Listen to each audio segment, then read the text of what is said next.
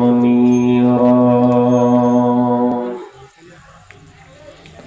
أما بعد فإن خير الحديث كتاب الله وخير الهدي هدي محمد صلى الله عليه وسلم وشر الأمور محدثاتها وكل محدثة بدعة وكل بدعة ضلالة وكل ضلالة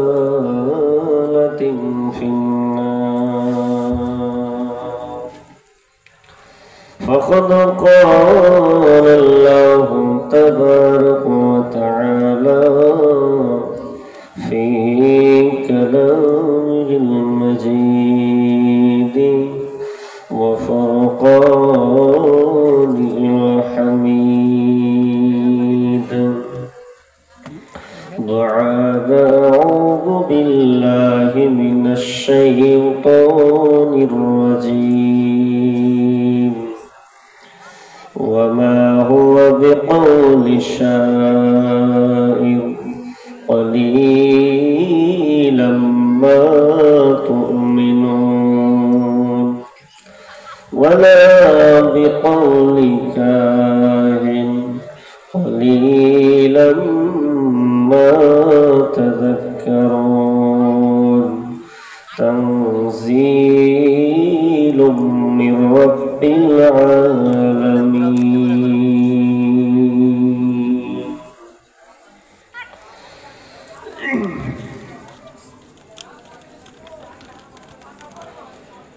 একলা জীবন একলা মরণ একলা চলতে কিসের ভয়, এই দুনিয়ার মানুষগুলো কেউ তো কারণ। একলা জীবন একলা মরণ একলা চলতে কিসের ভয়, এই দুনিয়ার মানুষগুলো কেউ তো কারণ নয় গো, এই দুনিয়ার মানুষগুলো কেউ তো কারণ নয়। স্বার্থ ছাড়া কেউ চলে না, মনের কথা কেউ বোঝে না। স্বার্থ ছাড়া কেউ চলে না,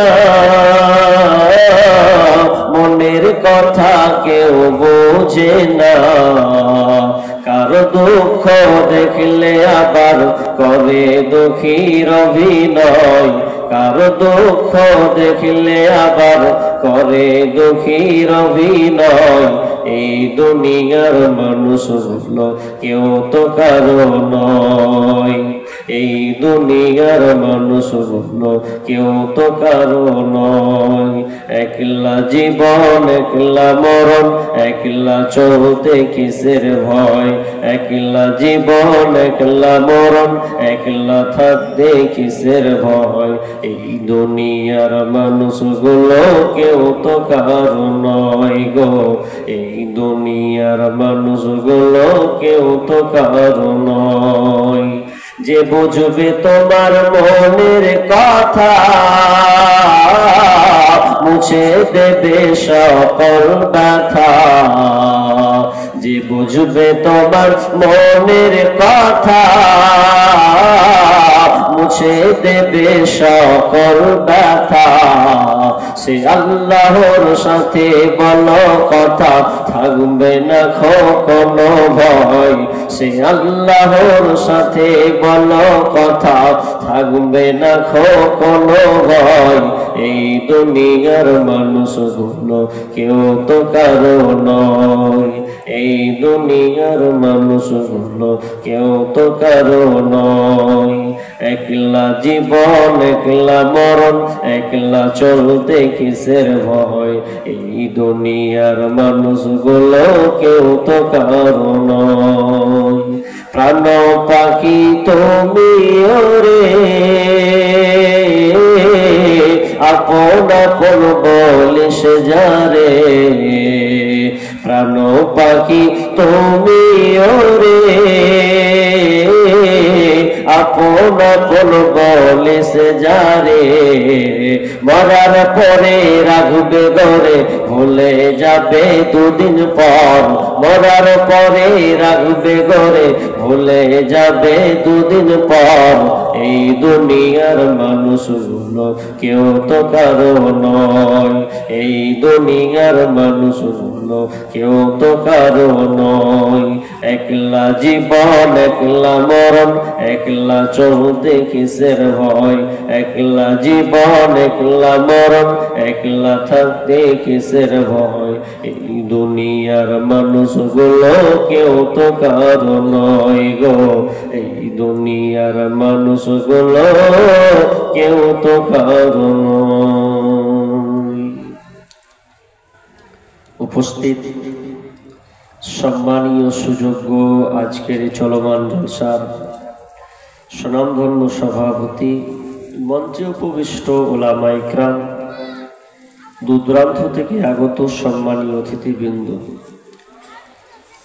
আমার সম্মুখে বসে থাকা বিভিন্ন এলাকা থেকে ছুটে আসা ইসলাম দরদি ভাই সকল এবং বাম দিকে রত সম্মানিতা মা ও বোনেরা, প্রথমে সেই মহান মুনিবের দরবারে প্রশংসা করি যে মহান মুনিব আমাদেরকে একটি মসজিদ কেন্দ্রিক আয়োজিত মাহফিলে কিছু কোরআন হাদিসের আলোচনা এবং আমলের উদ্দেশ্যে যিনি আমাদেরকে কবুল করেছেন অর্থাৎ বসার তৌফিক দান করেছেন, সে আল্লাহ সুবহানাহু ওয়া তাআলার শুকরিয়া আদায় করি, বলি আলহামদুলিল্লাহ।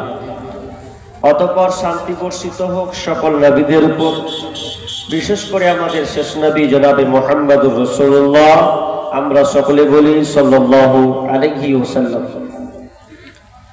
সম্মানিত উপস্থিতি, আমার পূর্বে দুইজন আলোচক আমার শোনা মতে তারা আলোচনা করেছেন,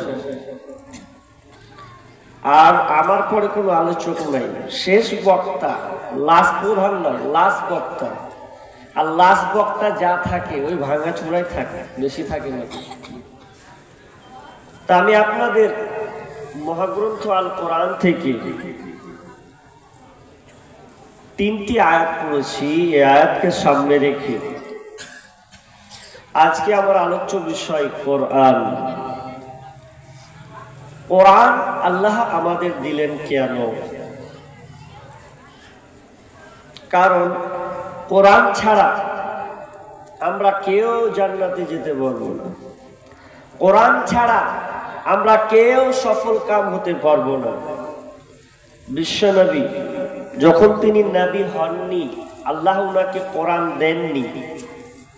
যতক্ষণ কোরআন আল্লাহ দেননি ততক্ষণ তিনি সাকসেস হননি। তিনি নিজে সংগঠন করেছেন হেল্পফুল ফজল, কিন্তু সংগঠন করে কোনো লাভ ফায়দা হয়নি যতক্ষণ না কোরআন আল্লাহ দিয়েছেন। পৃথিবীতে আল্লাহ অনেক ধর্মের মানুষ আল্লাহ তাআলা পৃথিবীর মধ্যে পাঠিয়েছেন।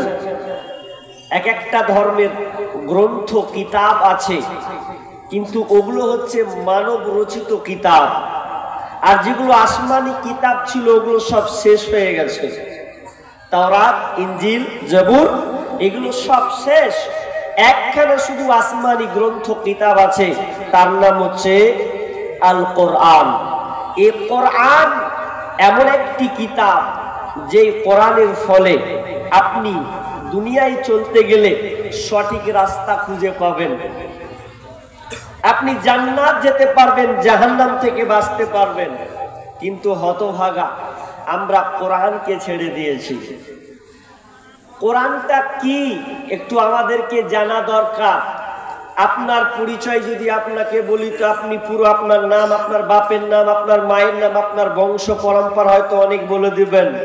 কিন্তু আমি যদি আপনাকে কোরআন সম্পর্কে জিজ্ঞাসা করি যে কোরআনের পরিচয়টা কতটুকু জানো, জানি না, এতটুকু বলবো।